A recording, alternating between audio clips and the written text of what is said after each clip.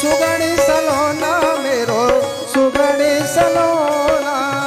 तिरछी नजर से न देखो ललाटो मेरो सुगण सलोनो है। और बधाई आ रही है। पहली बधाई यहाँ विष्णु की आई, पहली बधाई यहाँ विष्णु की आई। लक्ष्मी संग विष्णु संग लक्ष्मी भी आई, विष्णु संग लक्ष्मी भी आई। कोई तिरछी नजर से न देखो लला तो मेरो सुगड़ सलोना। कोई तिरछी नजर से न देखो ललाटो मेरो सुगड़ सलोनो है। हरि बोल।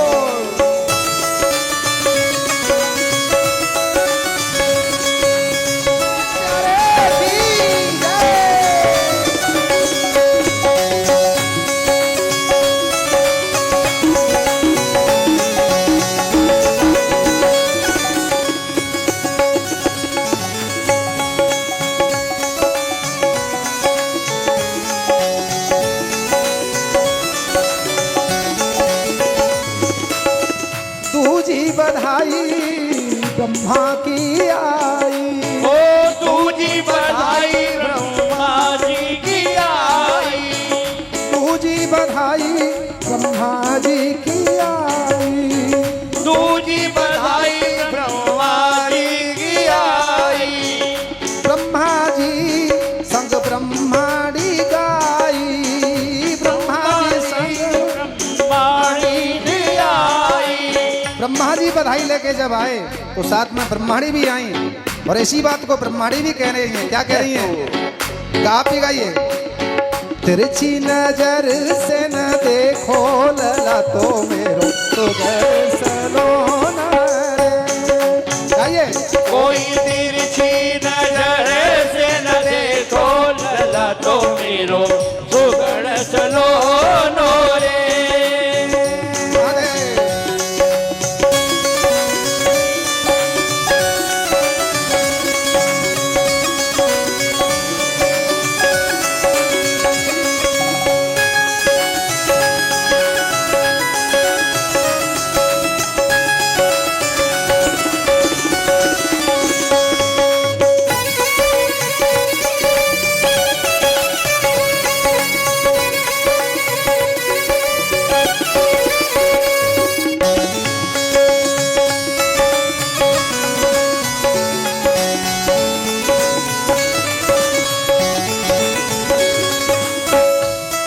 नजर से न देखो लाल मेरो सुगड़ सलोना।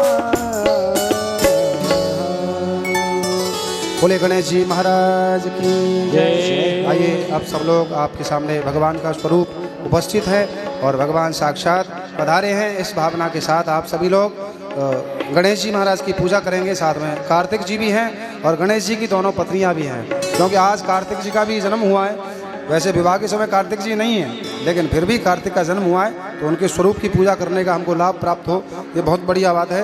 और सब लोग बैठे रहें, आप लोग बैठे, जो पूजा कर रहे हैं वही लोग खड़े रहें, लेकिन शांति से। देखो पूजा करने का जो है ना, वो शांति से करना चाहिए, शांति से पूजा करें। और आज की वाकवादिता को, वाणी को हम लोग यहीं विश्राम करते हैं। आगे नारद जी प्रश्न कर रहे हैं, महाराज इसके बाद में विवाह जब हो गया फिर क्या हुआ, गृहस्थ जीवन में क्या हुआ, कैसे क्या हुआ, कार्तिक जी लौट के आए। बोले ये कथा यात्रा हम कल प्रवेश करेंगे, कल श्रवण करेंगे, लेकिन आज बस अभी के लिए, कुछ समय के लिए हम लोग दर्शन पूजन के लिए एक एक करके आए और बच्चों को थोड़ा सा रोकें, सभी का दर्शन हो जाए और पूजन हो जाए सभी का। जय श्री राधे महादेव। आप सभी लोग शांति से बैठे रहें। आइए, आज पूज्य श्री चरणों का जो आगमन हुआ है, हम सब लोगों के ऊपर अनुग्रह करने के लिए वो पूज्य गुरुदेव भगवान, जिनकी कृपा मात्र ही केवल एक है, कृपा मात्र ही का केवलम। अपने पास अपना अपनत्व भी जो कुछ है वो सब उन्हीं की कृपा है।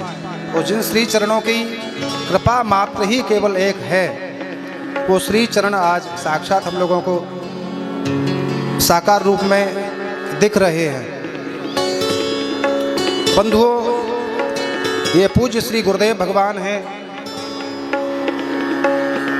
केवल और केवल मात्र इनके ही चरणों का अनुग्रह है, अभी तो दूसरा कुछ और हो ही नहीं सकता। अब गुरु सत्ता जो होती है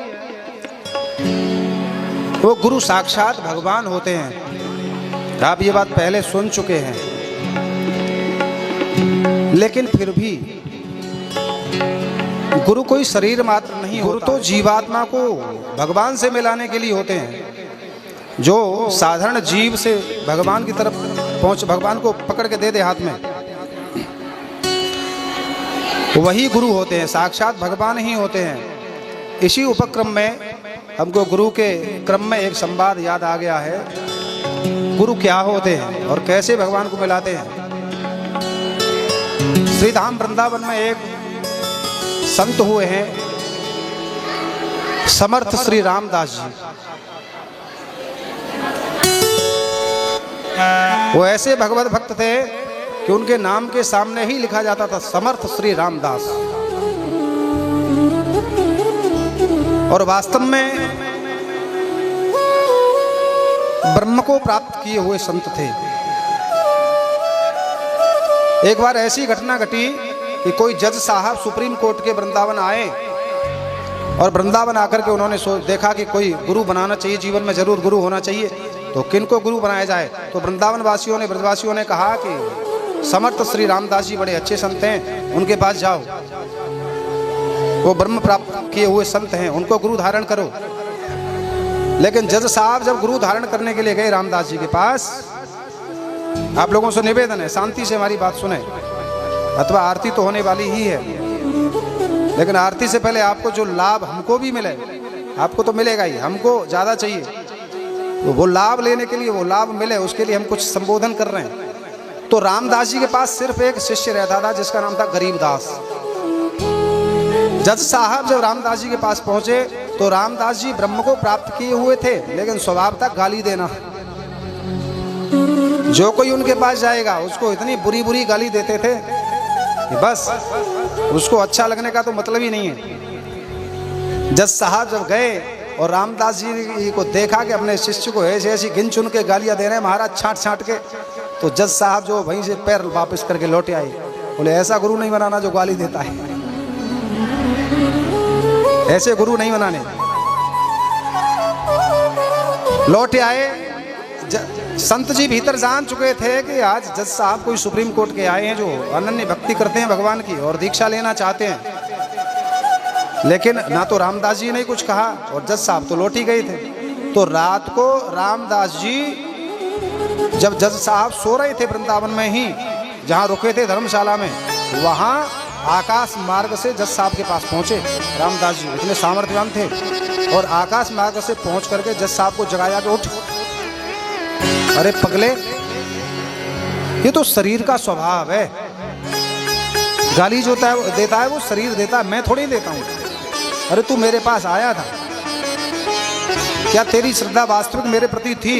केवल एक ही तो तूने मेरे अंदर दोष देखा कि गाली, कोई बात नहीं। इस तरह से रात्रि को रामदास जी ने जज साहब को दीक्षा दी और दीक्षा देके पुनः वापस आ गए। एक बार ऐसा मन किया कि रामदास जी गरीबदास जी को लेकर 84 कोस की यात्रा करने के लिए गए और 84 कोस की जब यात्रा कर रहे थे तो रामदास जी का नियम था कि जो रोज मधुकरी बनती थी प्रसादी पाने के लिए रामदास जी के लिए, वो गरीबदास अपने हाथों से नहा धो करके बनाते थे, लीप चौका कोबा का लगा के गाय के गोबर से शुद्धता के साथ।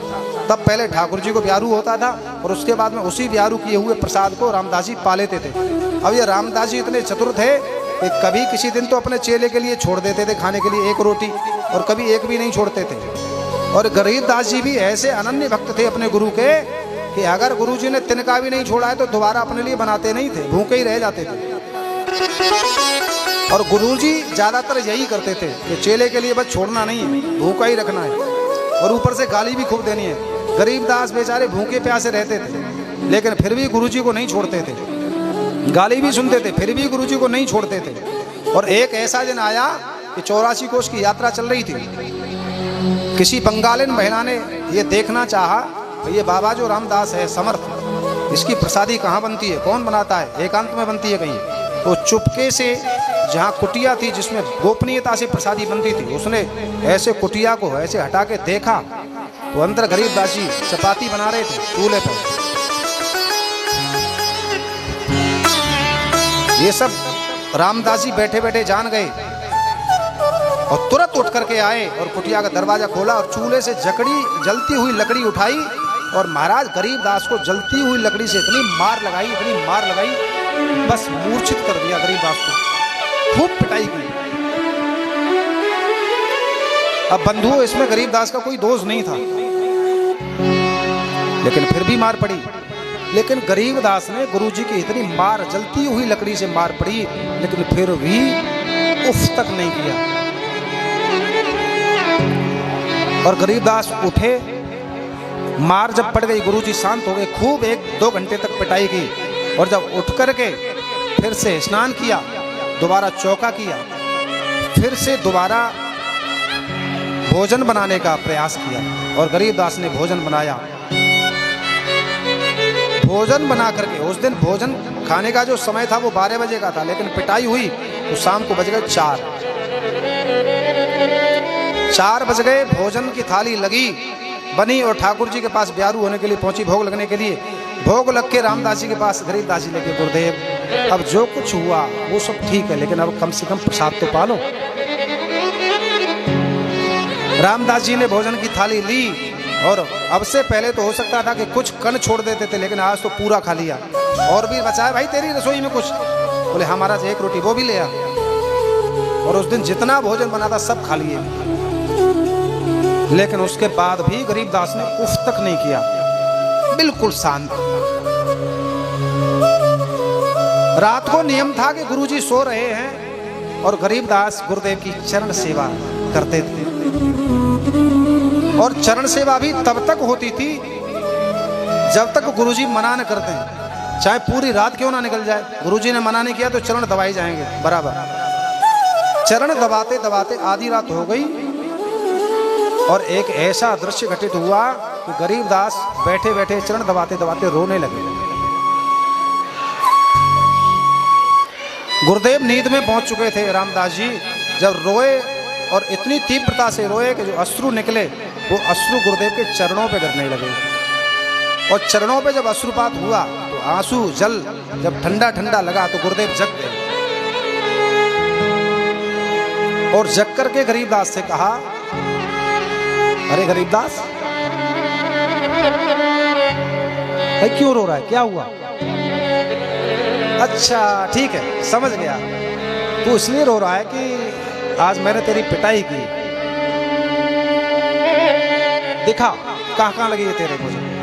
अरे यार वो जलती हुई लकड़ी थी, मुझे बड़ा क्रोध आया था, दिखा आज तू बहुत पिटाई मैंने तेरी कर दी है, दिखा कहाँ कहाँ लगी है, आज ला मरहम लगा देता हूँ।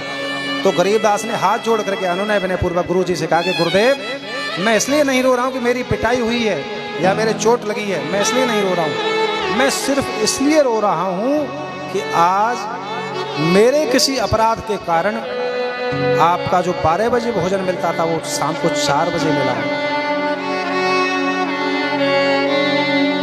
इसलिए रो रहा हूं। तब रामदास जी ने गरीबदास को पकड़ करके हृदय से लगा लिया, धन्य है पुत्र,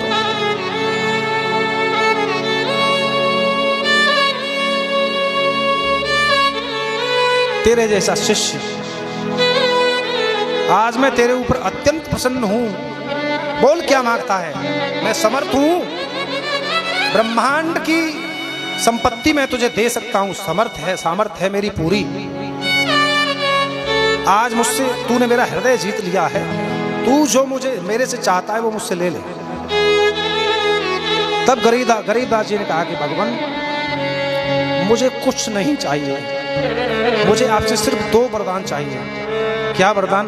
बोले प्रथम वरदान तो यह मुझे दीजिए कि मैं आपकी चरण सेवा से कभी दूर नहीं जाऊंगा।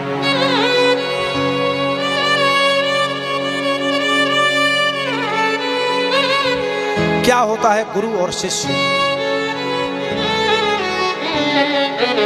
दूसरा वरदान मुझे ये दीजिए कि जब मेरा अंत समय आए तो आप मेरे सिर पर हाथ फेर रहे हों और वो त्रिलोकीनाथ जिसकी आप आराधना करते हो वो अपनी सहगामिनी के साथ मेरे सामने खड़े हों।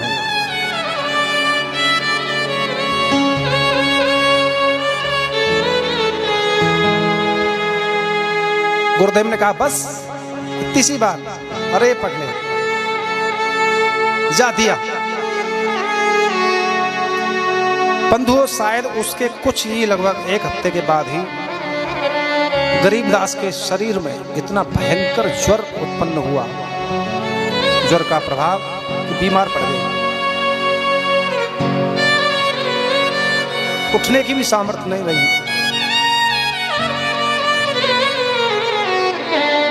गुरुजी जानते थे कि आज मेरा शिष्य अपने अंत समय के नजदीक पहुंच चुका है।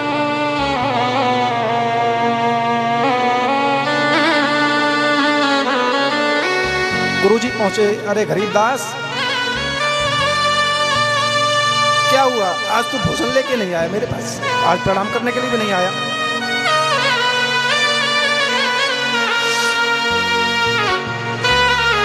गरीबदास ने कहा कि गुरुदेव आज मेरा शरीर मेरा बिल्कुल साफ छूट चुका है।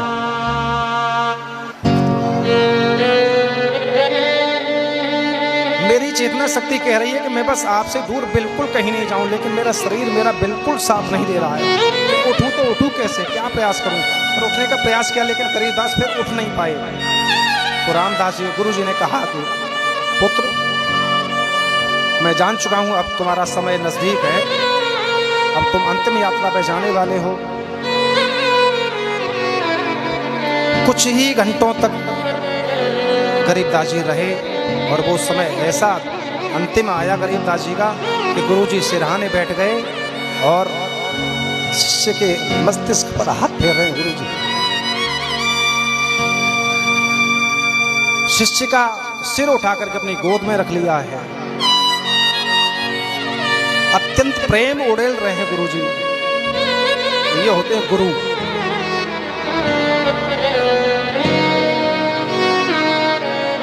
अब गरीबदास से गुरुजी कह रहे हैं कि गरीबदास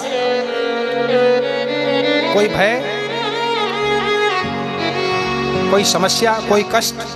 बोले गुरुदेव जिसके सिर पर गुरु का हाथ हो उसको भला क्या कष्ट हो सकता है?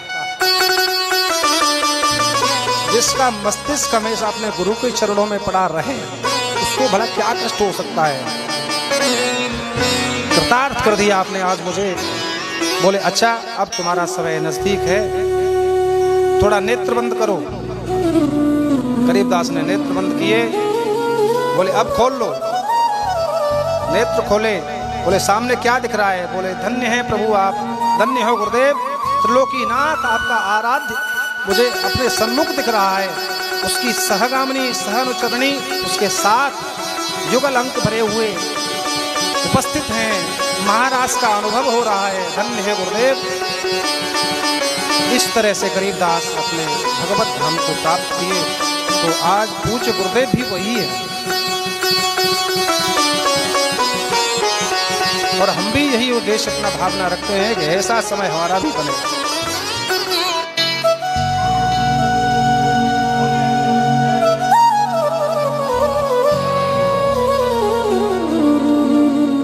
ऐसे पूज्य गुरुदेव जिनकी कृपा वो दिख नहीं रहे थे यहाँ, लेकिन फिर भी आप श्री हमसे कह रहे थे कि इधर से उधर कभी लाइट रात में जाते देखी, आते जाते देखी, लेकिन सच ये है कि गुरुदेव यहाँ दिख नहीं रहे थे, लेकिन उधर से इनकी लाइट ऐसी पड़ रही थी कि ये जो कुछ जुबानी बोल रही है ना, ये गुरुदेव ही बोल रहे हैं, हम नहीं बोल रहे।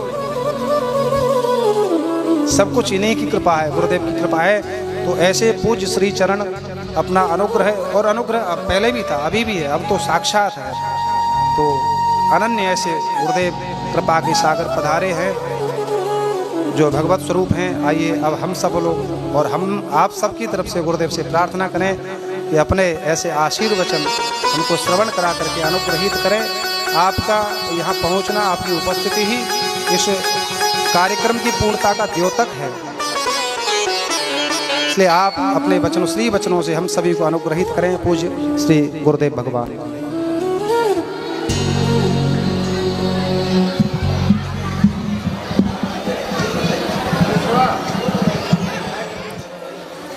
लक्ष्मी अर्थ प्रदायिकाम सरस्वती ज्ञानदा नित्यम त्रिमूर्तिभ्य नमो नमः। अखंडानंदबोधाय शिष्य संतापहारिणे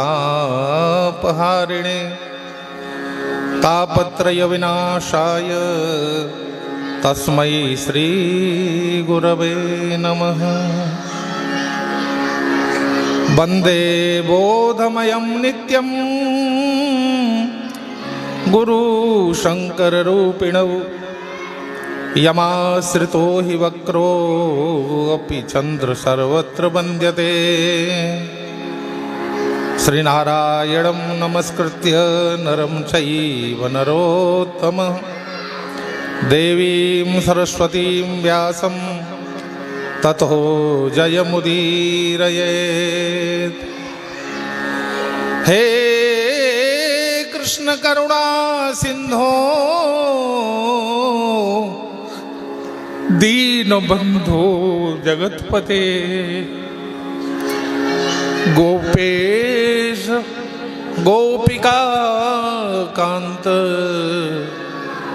श्री राधा कांत नमोस्तुते। तप्त कांचन गौरांगी श्री राधा वृंदावनेश्वरी ब्रखभानुसुता देवी प्रणमामि हरिप्रिये प्रणमामि हरिप्रिये।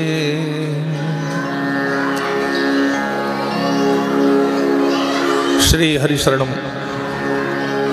ज्ञानदायिनी माँ सरस्वती नित्य प्रातः स्मरणीय पूजनीय सदगुरुदेव अखिल कोट ब्रह्मांड नायक आशुतोष अवधरदानी बागंबर दिगंबर भूतेश्वर गणेश्वर अनंत करुणा वरुणालय श्याम सदाशिव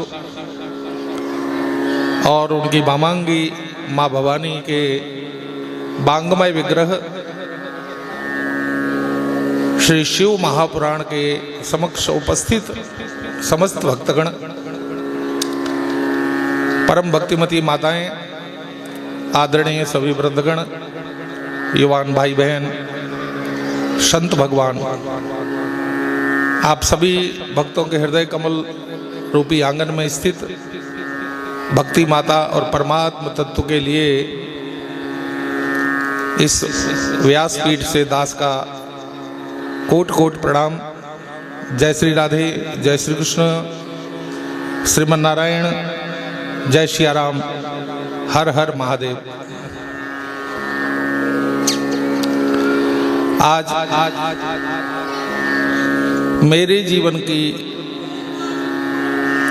यह मूल्यवान घड़ी सार्थक हुई आप सबका दर्शन पाकर। एक तो ब्राह्मण बस्ती, दूसरे श्याम सदाशिव भगवान शिव का परम धाम, जहाँ उन्होंने अपने कैलाश को छोड़ करके इस गांव में स्थान ग्रहण किया, तो कुछ न कुछ उस गांव में खासियत होगी। क्योंकि भगवान जहाँ जहाँ अवतरित हुए हैं वहाँ उस धरती का कुछ तो भाग रहा होगा, कुछ भक्तों का भाग रहा होगा। और इस गांव की धरती पर भोलेनाथ स्वयं पधारे इस दिव्य देव धाम के रूप में, तो आप सब बड़े बड़भागी हैं। शिव की अहेतुकी कृपा आप सबके ऊपर है, इसमें कोई संशय नहीं है। इसलिए आपका श्री दर्शन मुझे अकिंचन को हुआ, ये मेरा पुण्य प्रताप ही है। अब उस परमात्मा के विषय में कौन क्या कह सकता है। अल्प वाणी से आप चिरंजीव अवधेश वेद पाठी जी से श्रवण कर रहे हैं, यह सब भी आप सबका आशीर्वाद है। पर मैं आपको एक बात कहूं, हमारे जीवन में दो चीजें बड़ी कीमत रखती हैं। एक तो संत और एक वसंत। इन दोनों का इस समय समावेश है। ये दोनों अगर मिल जाएं तो वो योग बन जाता है। या साधक और साध्य का योग है, भक्त और भगवान का योग है, वक्ता और श्रोता का योग है, हर प्रकार का योग चल रहा है। और संत और वसंत का भी योग है।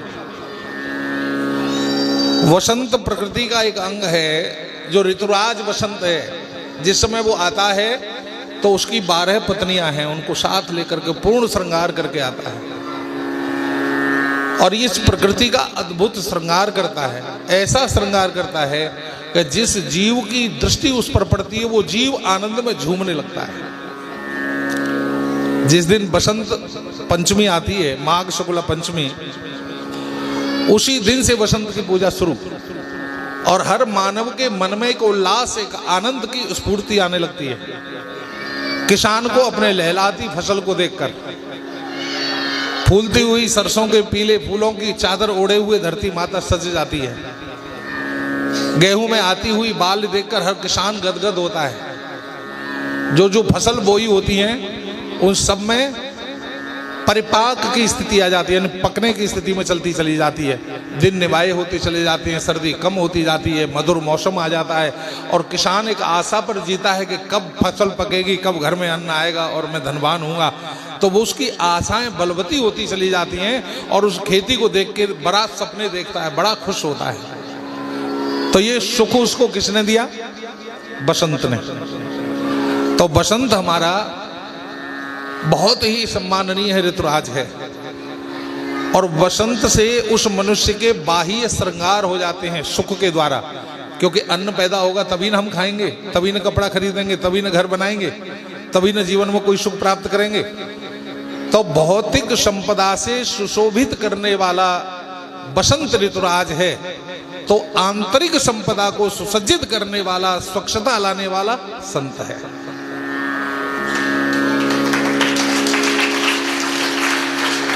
बसंत सफाई करता है, पेड़ों की पत्तियों की अपने आप गिरना शुरू हो जाती हैं।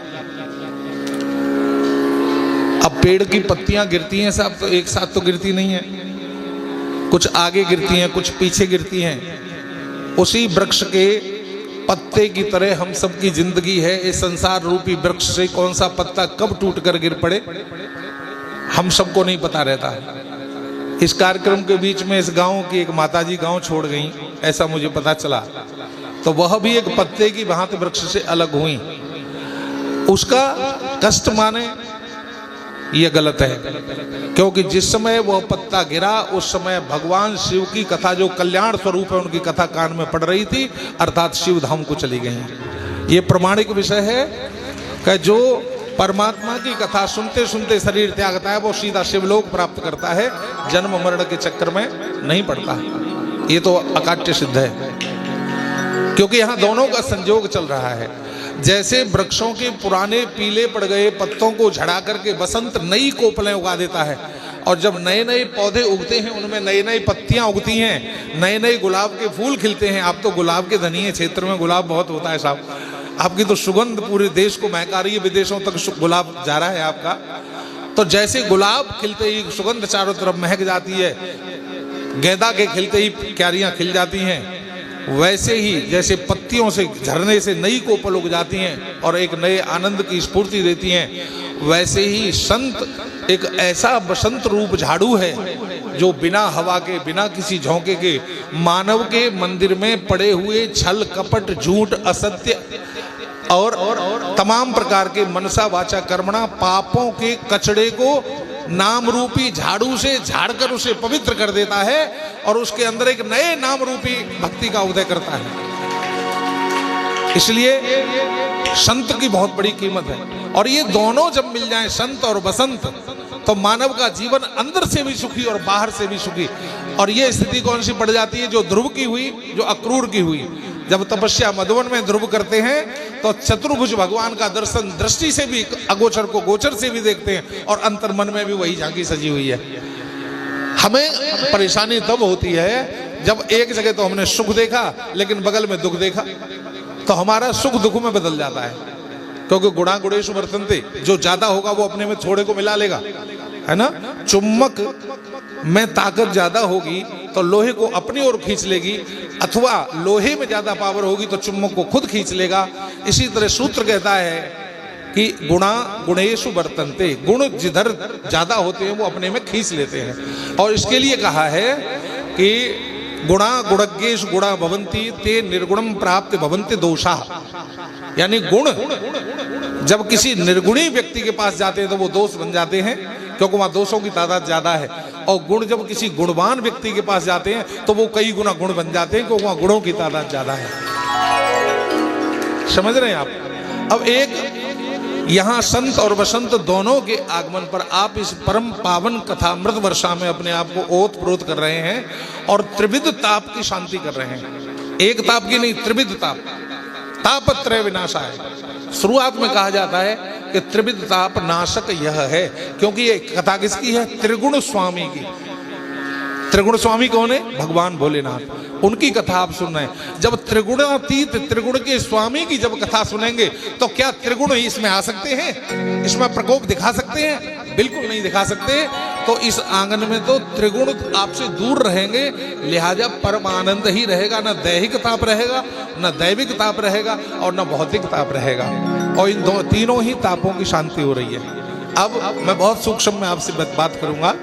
एक भेद की बात आई थी कि पुराणों में भेद है ऐसा करके कि समझ नहीं आता है, भ्रम में पड़ जाते हैं। अच्छा एक बात बताऊं, भेद होना बहुत जरूरी है। भेद के बिना बात नहीं बनेगी। ईश्वर ने भी तो भेद किया, एको हम बहुश्यामी, एक ईश्वर था और बहुत से रूप में प्रकट हो गया, ये भेद नहीं हुआ? बताइए, उसने भी सोचा इसको। पर आखिर ये क्या पसरता है, इसको समझे। मैं एक आधार से आपको समझाने का प्रयास करूंगा। एक लोक व्यवहार में तो आपको एक उदाहरण कहूं। यहाँ जितने सब बैठे हैं मेरे भाई, लगभग सबका ब्याह हुआ है कि नहीं हुआ है? सबका हुआ है। सबकी बारात गई है, और सबकी बारात गई है तो सबरे दूल्हा बन के गए कि दूल्हा एक बन के गए हो? सबरे दूल्हा तो गए, लेकिन एक बार में एक ही गए, बाकी सब बाराती है। बाकी सब बाराती थे, दूल्हा सब बन चुके हैं, लेकिन एक एक करके बने। कोई कभी बना, कोई कभी बना, कोई कभी बना। अब जिस दिन बारात आती है तो जो पूजन दुल्हा का होता है उस तरह का सबका तो नहीं हो सकता, एक ही का होगा, क्योंकि विवाह एक का है। और इसका मतलब ये भी नहीं है कि मान सबका नहीं होगा, मान सबका होता है। मिलनी मिलती है, दावत मिलती है, चकाचक खूब आराम से नाचने को डीजे मिलता है, तो सब कुछ आनंद मिलता है, सम्मान सबका मिलता है। लेकिन बराय विष्णु स्वरूपाय, दुल्हा विष्णु बनता है, भगवान बनता है। वैसे ही हर पुराण का नायक दुल्हा होता है, बाकी सब बराती बन जाते हैं। सब मिलजुल करके एक ही पसरट्टा है। अब क्या जरूरत पड़ी वेद व्यास जी को 18 लिखे, है ना? एक ही लिख देते। इस वेद को समझ में ये आती है। कई बार हम भ्रम में पड़ जाते हैं कि आखिर इसमें चलें कि उसमें चलें, इसमें कुछ और लिखा, उसमें कुछ और लिखा। संशय में आने की जरूरत नहीं है, क्योंकि संशयात्मा विनश्यति गीता। संशयवान व्यक्ति का नाश हो जाता है, और संशय न हो ऐसा संभव नहीं है। सती को संशय तो ले डूबा, पत्नी को अगर दुख है तो संशय डुबा रहा है, क्योंकि उसको पति में विश्वास नहीं हुआ। विश्वास को मारने वाला कौन है? संशय। भक्ति को तोड़ने वाला कौन है? संशय। हमें अपने में पराया देखने वाला कौन है? संशय। भाई को भाई में भाई नहीं दिख रहा है, ये क्या है? संशय। पिताजी के चरणों में मुझे स्वर्ग नहीं दिख रहा है, ये क्या है? संशय। बहन भाई में अकाट्य प्रेम नहीं है, ये क्या है? संशय। एक प्रत्येक कन्या में भोग दृष्टि पैदा हो जाती है, क्या है? संशय। हम संशय में जी रहे हैं, और संशय को नाश नहीं करेंगे जब तक, तब तक पार नहीं पड़ेगी। अब संशय कैसे दूर हो? बोले कि गुरु जी के पास जाओ। अब गुरु जी के पास जाओ, याद रखना, गुरु के पास जाने से पहले गुरु कैसा होना चाहिए? ज्यादा बड़ा विद्वान नहीं होना चाहिए, क्योंकि ज्यादा बड़ा विद्वान गुरु मिल गया ना तो उसका भी तुम्हें अहंकार हो सकता है कि मेरे गुरु जी वहां भी तुम्हारा पतन है। अब मैं छोटी सी बात करूंगा आपसे प्रमाणिक विषय में। गरुड़ जी को संशय होता है कि ये परमात्मा नहीं है, मैं इसको फंदे से छुड़ाने के लिए नागपाश काटने आया हूं। यही तो संशय होता है कि मैंने पुत्र पैदा कर दिया, मैंने खेती पैदा कर दी, मैंने इतना धन और इतना बड़ा बंगला तैयार कर दिया, मैंने इतनी गाड़ी। यही तो संशय है कि मैं ऐसा हूं, मैं वैसा हूं। यह संशय है। अब गरुड़ जी से कहा नारद जी ने कि तू गुरु बना तब तेरा कल्याण होगा। अच्छा, गुरु बनाने के लिए वो घर में बैठा रहा कि कहीं गया? सबसे पहले इनके पास आया जिनकी आप कथा सुन रहे हैं, कैलाशपति के पास। बोले आदिदेव महादेव भोलेनाथ मेरे संशय को दूर करिए। बोले क्या संशय तेरा? कैसे से बात है? शंकर जी बोले तेरा उपाय मेरे पास में है। तो चलो ब्रह्मा जी के पास चलते हैं। तो ब्रह्मा जी के पास गए। ब्रह्मा जी ने कहा भाई तेरा संशय मेरे पास ठीक नहीं होगा, तो अब कहां जाऊं? बड़े बड़े संतों के पास गए, कहीं पार नहीं पड़ी, कहीं संशय का समाधान नहीं हो पाया। तो संशय और बढ़ता चला गया कि इसका मतलब मैं सत्य हूं, इसका समाधान अच्छे नहीं कर पा रहे हैं। अब नारद के पास फिर आ गए। अरे नारद जी हमारा संशय कोई ठीक नहीं कर पाया। ऐसा मनुष्य में हो जाता है कि कोई प्रश्न किसी वक्ता को पूछो या किसी संत को पूछो, उत्तर नहीं मिलता है तो वहां और अहंकार जाता है। अरे मेरा प्रश्न इतना कठिन है कि मैं फलाने को नहीं बताओ। ऐसा होता है, यहां भी अभिमान का जन्म होता है। तो नारद बोले बहुत अहंकार जम गया इसको, इसका प्रश्न बड़ा कठिन है, जाको ऐसो कल्याण करो। अच्छा एक बात बताइए, मैं आपसे पूछता हूं, क्या आदिदेव भगवान इस संशय का समाधान कर सकते थे कि नहीं कर सकते थे? भोलेनाथ के बाद फिर ब्रह्मा जी इसका समाधान कर सकते थे, बड़े बड़े ब्रह्मज्ञानी ऋषि थे इसका समाधान कर सकते थे, लेकिन क्यों नहीं किया? इसलिए नहीं किया कि समाधान तो हो जाएगा लेकिन गरुड़ का अहंकार जन्म ले जाएगा, अहंकार नष्ट नहीं होगा। क्योंकि कोई बड़ा संत समाधान कर दे तो काके हो जाएंगे, अरे मैंने बड़े छोटे छोटे टटपुरिया देखे, बड़े महात्मा के बस की बात है जो मेरो प्रश्न हल है पायो नहीं, काऊ के बस की बात है का मेरो प्रश्न हल है जानो। होता है कि नहीं ऐसा? तो शिव ने विचार किया कि शिष्य का संशय भी नाश हो और अहंकार का नाश भी हो। तो कहां भेजा उनको? बताइए कहां भेजा था? हाँ, कोई झूठे को न कहो कि मेरे गुरु जी कब आए। अहंकार तो यहीं मर गया। गुरु कैसा होना चाहिए? कौआ जैसा, उन्हें कागभुषुंडी, और कागभुषुंडी संशय भी नाश करता है और उसका अहंकार भी नाश करता है। तो ये मैं जो संशय की बात कर रहा था, हमारे अंदर जो संशय पैदा होता है, बस इस पर बात करूंगा 2 मिनट बस। ये जो ब्रह्मांड है हमारा, ये वैदिक प्रमाण है, इसको सरल से दिमाग में बिठाइए। हमारा जो ब्रह्मांड है पूरा, इसको 3 भागों में बांटा गया है। पहला भाग है देव अंतरिक्ष, दूसरा भाग है पृथ्वी और तीसरा भाग है जल। इसको ऋग्वेद में शांति पाठ किया गया है। देव हो शांतिरंतरिक्ष गुम शांति, पृथ्वी शांतिरापः शांतिरोखदय। आचार्य जी बोलते होंगे रोज। ये 3 ब्रह्मांड है, भाग हैं 3 ब्रह्मांड के। एक ही ब्रह्मांड के 3 भाग। अब इन 3 से ही चलता है सतरजतम, 3 गुण, 3 काल, त्रिदेव, सब इसी से चल रहा है। अब आगे चलिए। इन 3 ब्रह्मांडों में प्रत्येक ब्रह्मांड के भाग के 6 परिवर्तन हैं, 6 लक्षण है इसमें। एक में यानी अंतरिक्ष में देखेंगे तो 6 अवयव हैं उसमें। नंबर 1 सत्ता, दूसरा नंबर बुद्धि, तीसरा नंबर उत्पत्ति, चौथा नंबर परिपाक, 5वां नंबर अपचय और 6ठा नंबर है विनाश। ये 6 गुण हैं। 6 गुण अंतरिक्ष के, 6 गुण पृथ्वी लोक के और 6 गुण जल के। कितने हो गए? 18। जब एक वेद ब्रह्मा के द्वारा वेद व्यास जी को प्राप्त हुआ तो उन्होंने उसका विभाग किया। संतों के द्वारा उसका विभाग क्यों किया? सरलीकरण, कठिन भाषा को सरल करना। एक पीएचडी का बालक अगर एक प्राइमरी स्तर के बच्चे से बात करेगा अपनी भाषा में तो वो एक शब्द भी नहीं पकड़ पाएगा। तो वेद व्यास ने सोचा कि वेद पढ़ने का नारी आदि का अधिकार नहीं होगा, वेद का दर्शन करने का भी नारी म्लेच्छ अंत्यज इनका अधिकार नहीं है साहब। वेद का दर्शन भी नहीं मिल सकता इनको और करना भी नहीं चाहिए। तो वेद व्यास ने सोचा कि और वर्ग जो है उसका क्या होगा फिर। केवल ब्राह्मण ही वेद पाठ कर सकेंगे, दर्शन कर सकेंगे, बाकी पब्लिक का क्या होगा। तो उन्होंने उसके 4 भाग कर दिए।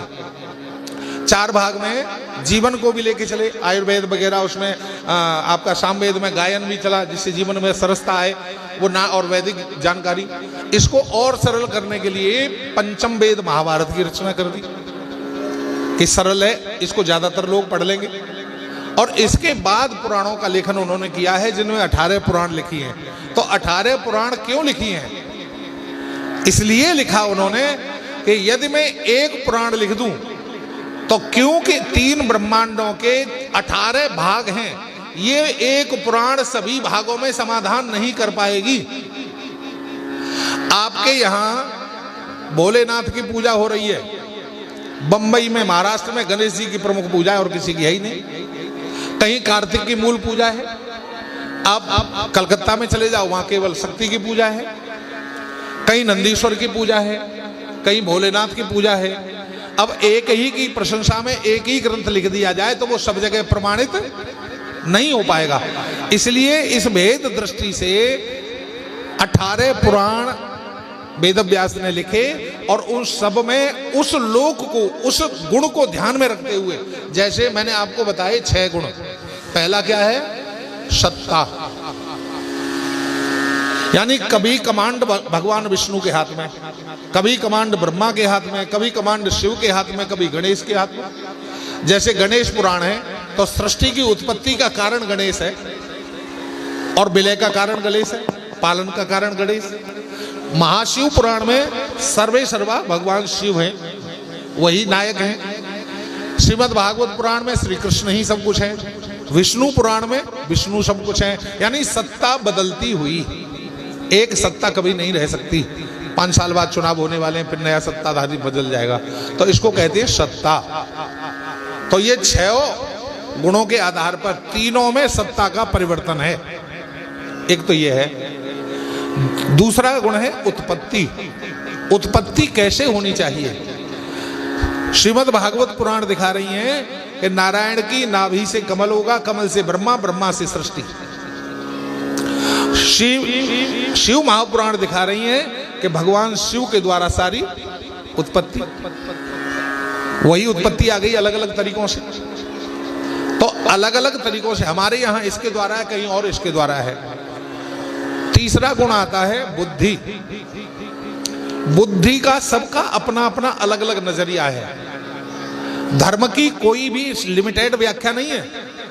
इसकी धर्म की रक्षा करने के लिए अलग अलग कार्यों को द्वारा अलग अलग स्थान पर अलग अलग परिस्थिति के आधार पर धर्म की रक्षा की गई।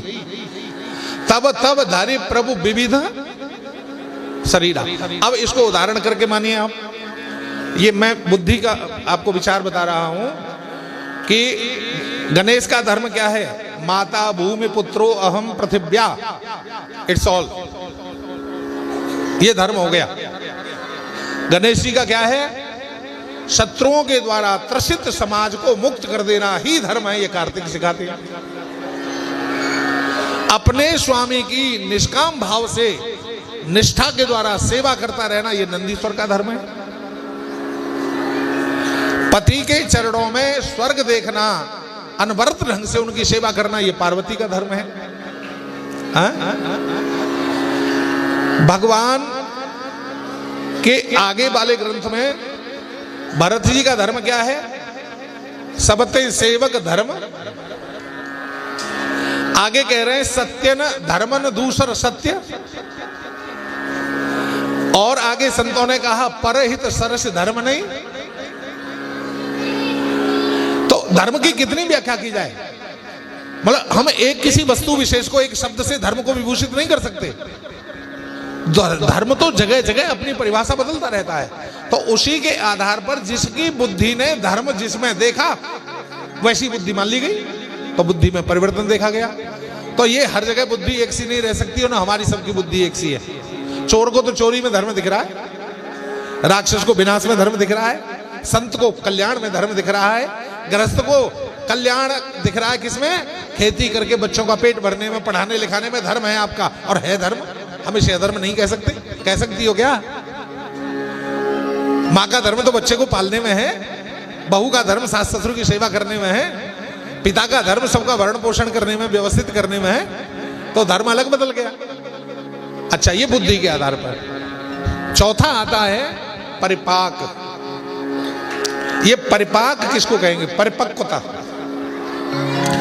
हर विभाग में, हर लोक में एक परिपक्वता है, हर किसी, मतलब एक कहते हैं एक एज लिमिटेशन, एक मर्यादा। यानी 100 वर्ष आदमी रहेगा तो 100 वर्ष पे ही आदमी मर रहा है क्या? परिपक्वता किसके ऊपर है? प्रकृति के संतुलन के ऊपर परिपक्वता निर्भर करती है। आलू 4 महीने में खुद जाता है, गेहूं 5 महीने में खुदता है, अरहर 6 महीने तक चलती है, कि एक पेड़ पपीते का 5-4 साल चलता है, बरगद का हजारों साल चलता है, पीपल का 100-200 साल चलता है। इस तरह से अलग अलग जीवों की, अलग अलग औषधियों की परिपक्वता, भिन्नता आई, ये परिपाक आया। 5वां है अपचय। अपचय कहते हैं, इसमें अपचय 3 प्रकार का है, भौतिक, रासायनिक और जैविक। ये आपका विज्ञान की दृष्टि से आ गया। इसमें क्या है? अपचय को कहते हैं भौतिक रूप से जो परिवर्तनशीलता होती है। जैसे चट्टानों के बीच में दराज में पानी जाता है, चट्टानें फट जाती हैं। पेड़ जड़ों को द्वारा धरती को पकड़े रहता है और धरती के द्वारा पानी की नमी को जड़ों के द्वारा ऊपर ले जाता है। ये जो परिवर्तन हो रहा है, या ज्यादा पानी के बहाव से मिट्टी कट जाती है, तो कहीं कटना, कहीं चट्टानों का विखंडित होना, फिर भी धरती का एक जगह टिके रहना, ये कहलाता है अपचय। अब ये 3 प्रकार से होता है। भौतिक मैंने चट्टानों के द्वारा बताया। रासायनिक माने ऑक्सीजन, जल, वायु आदि के द्वारा। जैसे कभी एक वैज्ञानिक कहते हैं कि ओजोन की परत घट गई, ऐसा हुआ वैसा हुआ, या टेम्परेचर बढ़ गया, या बर्फ पड़ गई, दबाव पड़ गया, या कहीं चट्टानें खिसल पड़ी। अभी आपने देखा था वो पहाड़ खिसले हैं, बर्फबारी के कारण रास्ते अवरुद्ध हुए हैं। तो ये रासायनिक परिवर्तन है। और एक जैविक परिवर्तन होता है जो वृक्षों के द्वारा होता है, क्योंकि वृक्ष में भी चेतनता है, वो सजीव माने जाते हैं, तो वो अपनी जड़ों के द्वारा जो क्रिया कर रहे हैं भूमि में, ये सब रासायनिक परिवर्तन है, जैविक। तो ये 3 परिवर्तन हो गए, इसको कहेंगे अपचय। और छठा गुण है विनाश। विनाश की स्थिति भी अलग अलग है। कभी प्रलय आती है तो पानी चला आता है और सबको डुबा देता है। कभी प्रलय ऐसी आती है कि कोरोना फैल जाता है, राधे राधे करवा देता है। कभी प्रलय ऐसी आती है कि कोई महामारी फैल जाती है। उसके तमाम रूप हैं अलग, तो ये विनाश का स्वरूप है। और अलग अलग पुराणों के आधार पर विनाश का कारण भी अलग अलग ही बताया गया है। अब हम इस भेद को समझ गए हैं कि एक ही परमात्मा के विभिन्न रूप बनाते हुए, उनके गुणगान गाते हुए सबको महत्व दिया गया है। अब मेरी जहां श्रद्धा है, मेरी जिसमें निष्ठा है, मैं उसी को मानूं, उसी में मैं अपनी भक्ति निर्धारित करूं। तो पहले तो ये संशय करने की आवश्यकता नहीं है कि भोलेनाथ तो बड़े अच्छे हैं, मैं जा छोड़ के राम जी भजू तो कोई नुकसान न हो। आप चाहे राम भजो, चाहे कृष्ण भजो, भोला भजो या भवानी भजो, गणेश का नाम लो या कार्तिक की माला आप आरती उतारो, कोई भी परिवर्तन नहीं है। चाहे मंदिर कहो, मंदिर कहो या मस्जिद कहो, चर्च कहो या गिरजाघर कहो, हिंदू हो, सिख हो, मुसलमान हो, पूजा करने की सबकी अदा एक है। चाहे राम के रूप में या कृष्ण के रूप में हो, पालने वाला सबका खुदा एक है। उस एक पर चलिए, नेक बनकर चलिए, श्रद्धा से चलिए। ये कथाएं जो हैं आपके विश्वास और श्रद्धा को मजबूत करने के लिए, प्रगाढ़तम करने के लिए है। अब सवाल ये पैदा होता है कि हम रामकृष्ण को खूब मानते हैं, शिव जी को खूब मानते हैं, माताएं खूब सवेरे 4 बजे लोटा लुढ़काए हुए आ जाते हैं, हर हर हर हर महादेव करने आ जाती हैं, शिव जी को सोता भी जगा देती हैं कभी कभी। पर एक हमने देखा समाज में कि हम शिव जी को तो खूब मानते हैं पर शिव जी की नहीं मानते। हम गणेश को तो खूब मानते हैं, अभी पैसा दे रहे थे, पूज रहे थे, पर गणेश की नहीं मानते। इस पर चर्चा करेंगे कल, क्योंकि अब आपका घर का भी समय हो रहा होगा मेरे ख्याल में। सार रूप में थोड़ी सी आपसे चर्चा हुई कि हम इनकी माने या इनको माने। अब इनको माने या इनकी माने, हम बहू को तो मानते पर बहू की नहीं मानते, हम माता पिता को तो मानते गुरुजी पर माता पिता की नहीं मानते। तो भाई ये तो मामला अधूरा है, अधूरे से बात नहीं बन पाएगी। इसको पूर्ण करने के लिए आवश्यकता है इन भेदों को समझो, और जीवन में परिवर्तन लाने के लिए जब तक तुम समझोगे नहीं, ये अंतर पट के भेद नहीं खुलेंगे, तब तक इस मार्ग पर नहीं चल पाओगे। इसलिए कल सूक्ष्म समय मिलेगा तो आपके बीच में चर्चा करेंगे।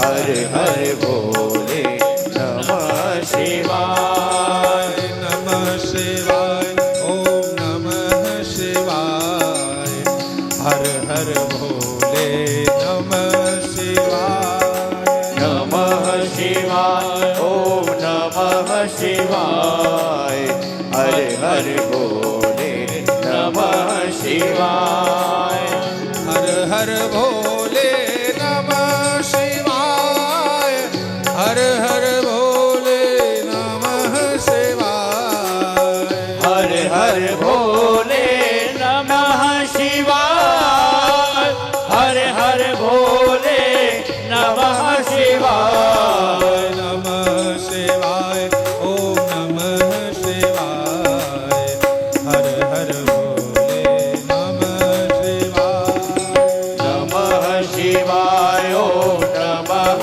शिवाय, हर हर भोले नमः शिवाय, गंगाधराय शिव गंगाधराय, हर हर भोले नमः शिवाय, गंगाधराय शिव गंगाधराय, हर हर भोले नमः शिवाय, बागंबराय शिव बागंबराय, हर हर भोले नमः शिवाय, बागंबराय शिव बागंबराय, हर हर भोले नमः शिवाय, ओ नमः शिवाय, ताली बजा के। ओ नमः शिवाय, हर हर भोले नमः शिवाय, नमः शिवाय, ओम नमः शिवाय, हर हर भोले नमः शिवाय, जटाधराय शिव जटाधराय, हर हर भोले नमः शिवाय, जटाधराय शिव जटाधराय, हर हर भोले नमः शिवाय, नागाननाय शिव नागाननाय, हर हर भोले नमः शिवाय, नागाधराय शिव नागाधराय, हर हर भोले नमः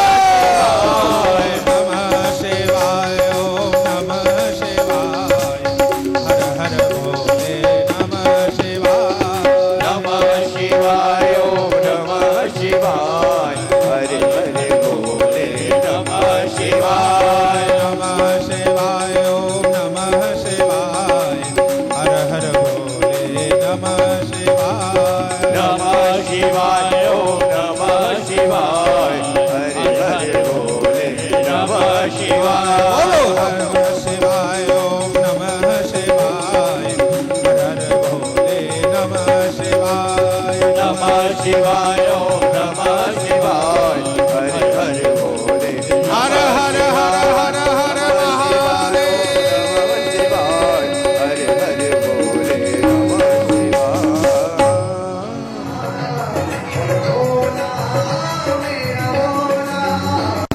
भोला मेरा भोला, भोला मेरा भोला, सब पे करते दया की नजर, शिव भोले शंकर, शिव भोले शंकर, सब पे भोले शंकर, सब पे करते दया की नजर, शिव भोले शंकर, शिव भोले शंकर, जय हो हर हर महादेव।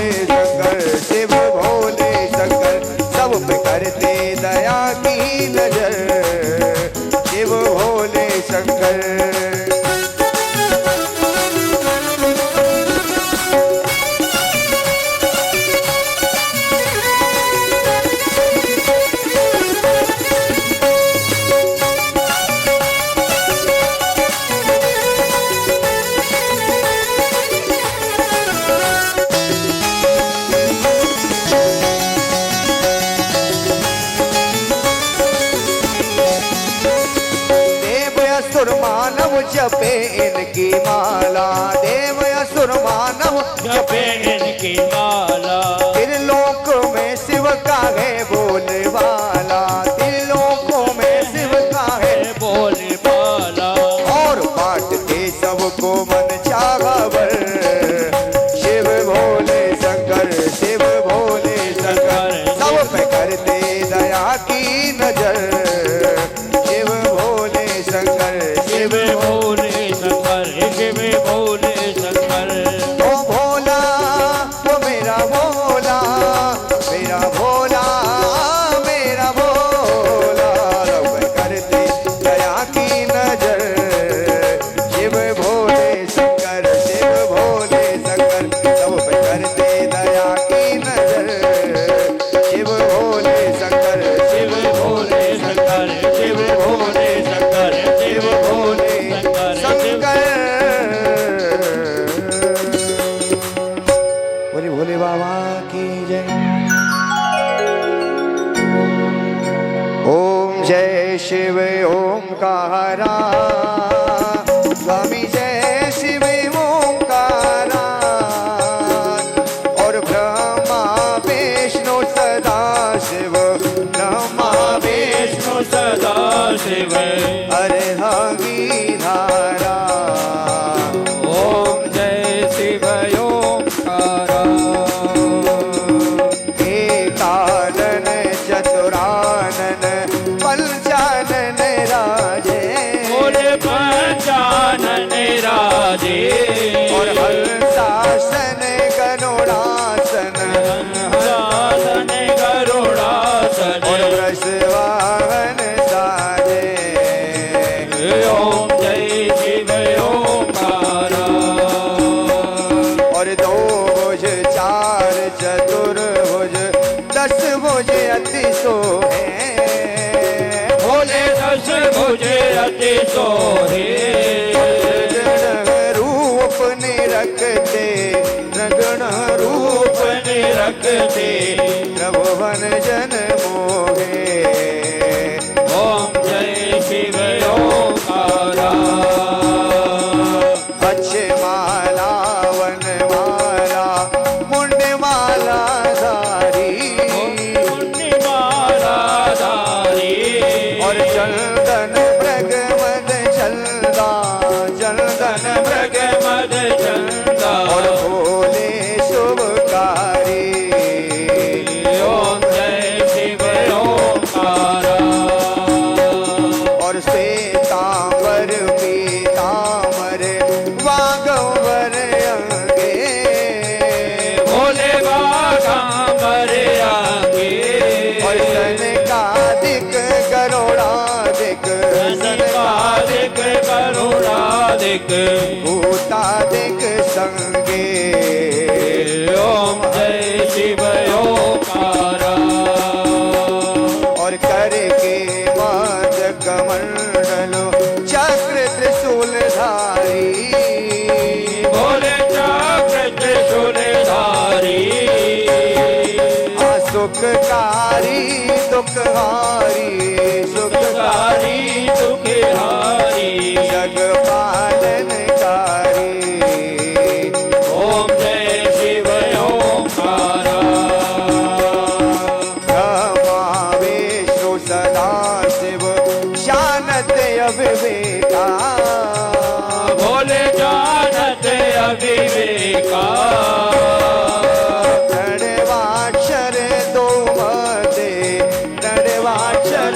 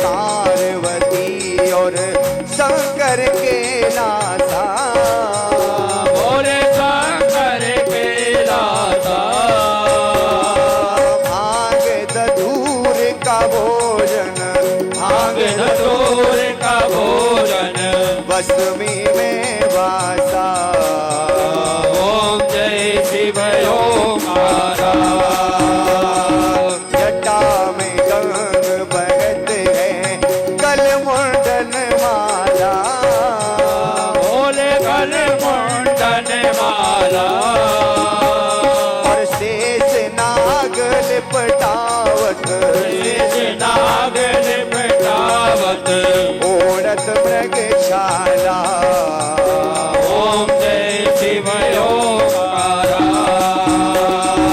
काशी में ये विराजित विश्वनाथ और नंदी ब्रह्मचारी भोलेनाथ ब्रह्मचारी नित्य उठ दर्शन पावत नित्य उठ दर्शन पावत महिमाते भारी ओम जय शिव ओंकारा त्रिगुण स्वामी जी की आरती जो कोई नर गावे बोले प्रेम सहित गावे कहत शिवानंद स्वामी भजत हरि हरि हरि स्वामी मनवांचित फल पावे ओम जय शिव ओंकारा ओम जय शिव ओंकारा स्वामी जय शिव ओंकारा और ब्रह्मा विष्णु सदा शिव ब्रह्मा विष्णु सदा शिव अर्धांगी धारा ओम जय शिव ओंकारा कर्पूरी गो